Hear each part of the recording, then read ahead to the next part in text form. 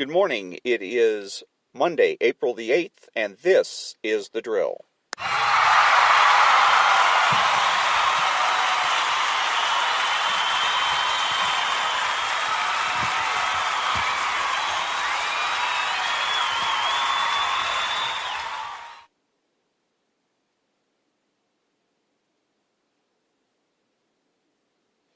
So this is Ron, your host, the only true conservative in the United States of America today, because I'm the only one that makes the presumption for the status quo, speaking to all the butchers, bakers, and candlestick makers. So I've been listening to this morning Mr. Glenn Beck, also listening a little bit to Rush Limbaugh this morning as well. And Glenn Beck and one of his partners were dealing with an article that they were reading, and it was about Justice Kavanaugh and how he's doing so far on the Supreme Court. And the article is making out the idea that Kavanaugh seems to be a person that might be in the mold of John Roberts. Both Glenn Beck and his co-host were lamenting this fact, and it just struck me because I used to feel the same way. I was used to go to listening to Glenn Beck, Rush Limbaugh, Sean Hannity, and the idea was, let's find out what's going on, let's find out what's good and bad, let's find out how things stand. So if Glenn Beck comes out and says, John Roberts, he made a bad decision, then I go along with it. My attitude was, he's on the radio, what do I know, kind of a situation. And so if Glenn Beck tells me that it's not a good idea, that John Roberts has, somehow betrayed conservatives, then who am I to argue with him? So, but now I listen to myself. Like I said, Ayn Rand, the most important thing she ever said was, listen to yourself and listen to those little voices in your head that those little nagging doubts. When they say, well, I don't know, something doesn't sound right here. And that's what's happens now when I hear talk about justices and Supreme Court justices, and it used to be that the justices were supposed to be doing is applying the Constitution to various cases and drawing conclusions about whether various events were constitutional or unconstitutional. And then what happens is in the 60s, the left comes along and decides that what they're going to do is be progressive. There was a man named Herbert Crowley that started this idea, the whole idea that he starts bucking or subverting the system. The system is, in the United States, the reason our system is so good is because the government is a neutral third party.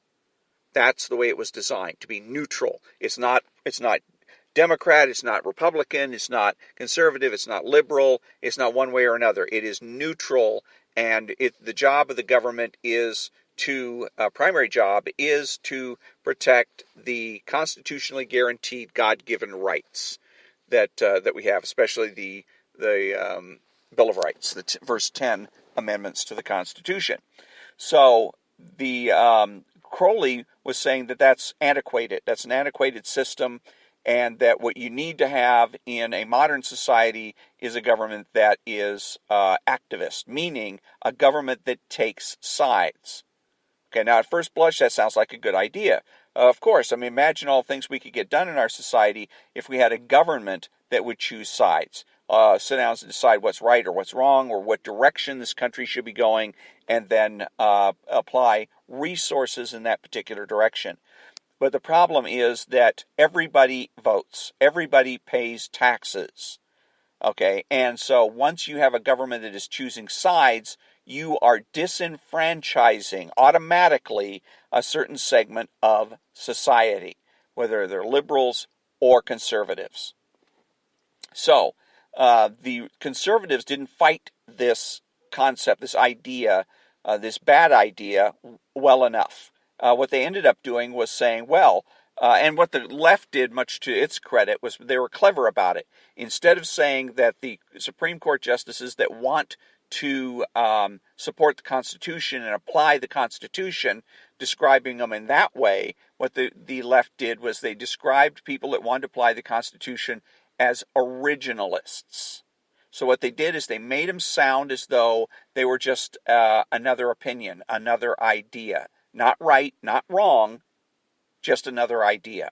And then it would become an issue of popularity. Which is more popular, activist judges and activist judging, or originalist judges and originalist judging? And it's a false dichotomy. It's a false choice. The reality is that this system was created to have a neutral government, particularly with the judiciary. Judiciary reads the Constitution, applies it to a particular case, draws a valid conclusion. Now, do we have to be that way? No. But if we're going to change, there's a method for changing. It's called a constitutional amendment or a constitutional convention. Those are the two ways to change the Constitution. So if we decide we want a government that is going to be activist in a certain direction, let's say it's going to support the poor. We want a government that is going to promote the eradication of poverty.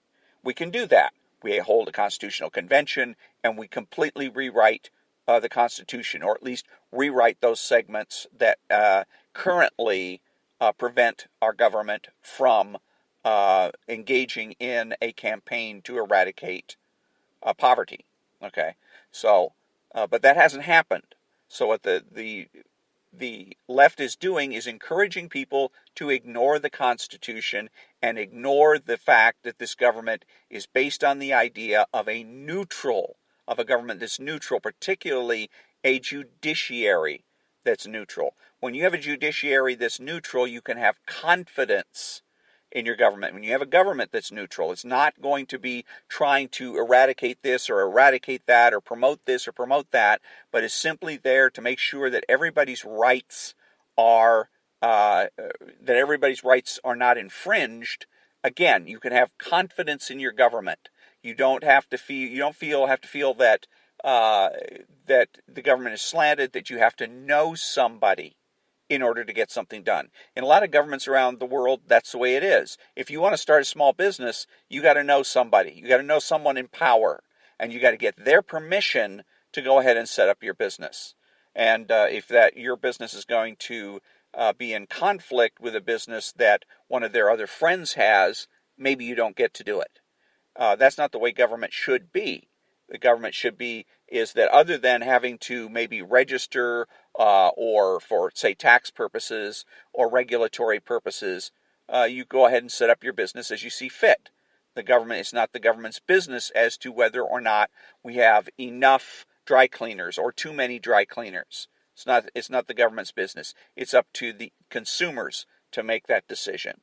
So, but anyways, Glenn Beck is there talking about whether or not Mr. Kavanaugh is going to be another John Roberts. And they fear that he's going to be another John Roberts and that he is not going to be conservative. He's not going to be making the conservative decisions. And this is where they make their big fatal error.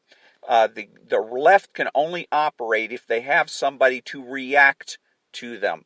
They're constantly trying to provoke a reaction out of their opponents. And as long as they keep getting reactions out of their opponents, the left is viable. The left is a viable political force. So the question becomes, why do it? If you really want to get rid of the left, or at least neuter them, turn them into a non-political force, then why go ahead and react? There was a slogan that I used to hear during the Vietnam War when I was a kid, and that was, what if they gave a war and nobody came? It's similar to the idea of what if somebody throws a party and nobody shows up.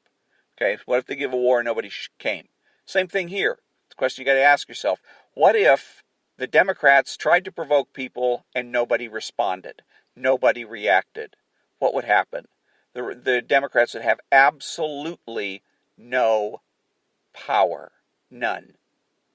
The only power that the Democrat Party has, that the left in this country has, is the power that is given to it by conservatives, by Rush Limbaugh, by Sean Hannity, and in this case, by Glenn Beck.